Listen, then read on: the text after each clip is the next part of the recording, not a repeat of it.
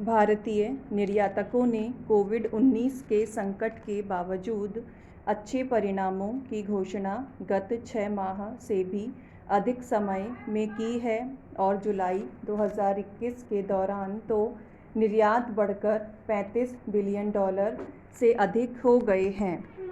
यही नहीं, अगस्त 2021 के प्रथम सप्ताह के निर्यात भी रिकॉर्ड ऊंचाई पर रहे हैं। वर्ष 2021 से 22 के दौरान यही गतिशीलता अगर बरकरार रहती है तो देश के निर्यात $400 बिलियन के आसपास पहुंच सकते हैं।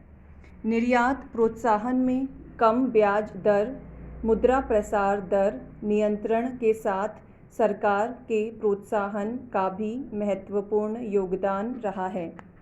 हाल ही सरकार ने देश के निर्यात को और अधिक प्रोत्साहित करने के लिए RODTP योजना की घोषणा की है और इसी संदर्भ में 8,555 उत्पादों के लिए 12,454 करोड़ रुपए के वित्तीय प्रोत्साहन की घोषणा भी की गई है। इनमें सरकार ने समुद्री उत्पादों, कृषि उत्पादों, रत्न आभूषण उत्पादों के साथ चमड़ा उत्पादों को भी शामिल किया गया है। ये सभी क्षेत्र देश में सर्वाधिक रोजगार सृजन में भी सहयोगी रहे हैं।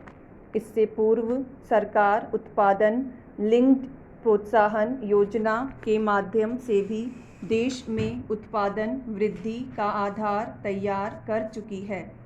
सरकार 11,000 करोड़ रुपए की प्रोत्साहन योजना की घोषणा भी खाद्य तेल उत्पादन प्रोत्साहन हेतु कर चुकी है, ताकि देश में प्रतिवर्ष आयात किए जाने वाले 80,000 करोड़ रुपए के खाद्य तेल को नियंत्रित किया जा सके, ताकि देश में अधिक से अधिक मात्रा में उत्पादन के साथ साथ मूल्य वर्धन को भी प्रोत्साहन मिल सके। सरकार ग्रामीण रोजगार गारंटी योजना की राशि को भी बढ़ाने पर विचार कर रही है और यह वृद्धि 25,000 करोड़ रुपए तक हो सकती है।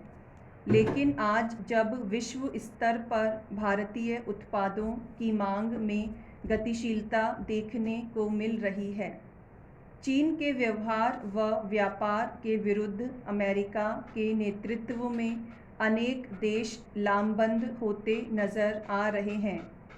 चीन की आतंकवादियों की प्रोत्साहन की नीति के साथ स्वयं के विस्तारवाद की नीति को लेकर विश्व के अनेक देशों में विरोध है और भारत की लोकतांत्रिक व्यवस्था देश के निर्यात को बढ़ाने में सहयोगी सिद्ध हो रही है।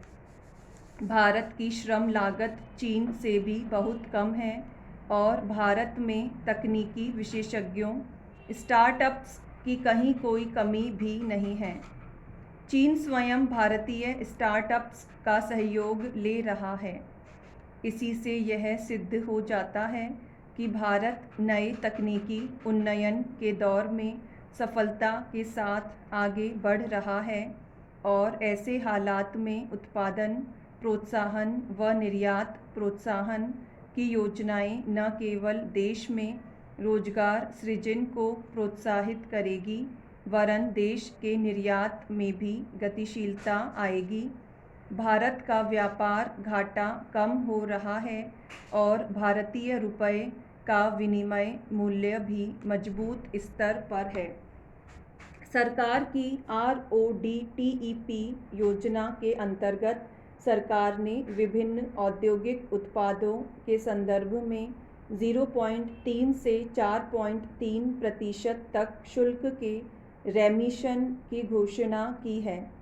इससे न केवल देश के निर्यातकों को लागत का लाभ होगा, वरन अंतर्राष्ट्रीय व्यापार के क्षेत्र में उनकी प्रतिस्पर्धा क्षमता बढ़ेगी और निर्यातकों के हाथों में नकद तरलता का प्रवाह भी बढ़ेगा। विभिन्न श्रम आधारित क्षेत्र इस योजना से लाभान्वित होंगे। इसके माध्यम से सरकार निर्यातकों को शुल्क की राशि का पुनर्भुगतान समय पर करेगी। इसमें मूल्य वर्धित कर, यातायात लागत, मंडी कर, विद्युत कर जैसे शुल्क शामिल हैं। इस योजना के अंतर्गत देश के लगभग 2/3 निर्यात शामिल किए गए हैं। सरकार ने स्पष्ट किया है कि 19,400 करोड़ रुपए की राशि इस संदर्भ में वर्ष 2021 से 22 के दौरान निर्यातकों को RODTEP तथा ROSCTL योजना के अंतर्गत प्राप्त होंगे। यह दूसरी योजना वस्त्र व मेड-अप्स के संदर्भ में घोषित की जा चुकी है। केवल RODTEP के लिए सरकार ने 12,454 करोड़ रुपए तथा ROSCTL के लिए शेष राशि का सरकार ने प्रावधान किया है।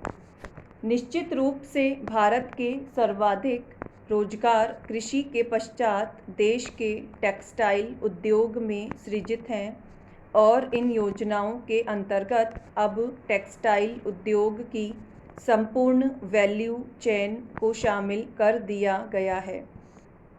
यह दोनों योजनाएं देश की 95% टैरिफ लाइन्स को कवर करती है।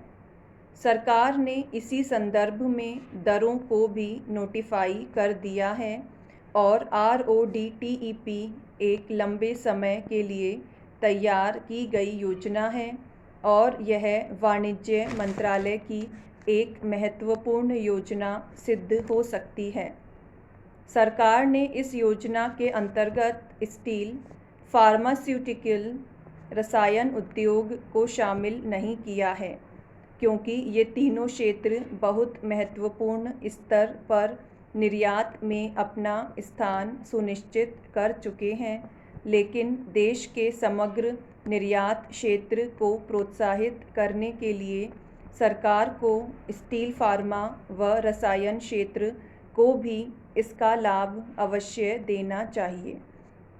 विश्व स्तर पर भारत ने हस्तशिल्प के संदर्भ में भी विशेष स्थान बनाया है और यह उद्योग इस योजना के अंतर्गत अधिक शुल्क कटौती की मांग कर रहा है।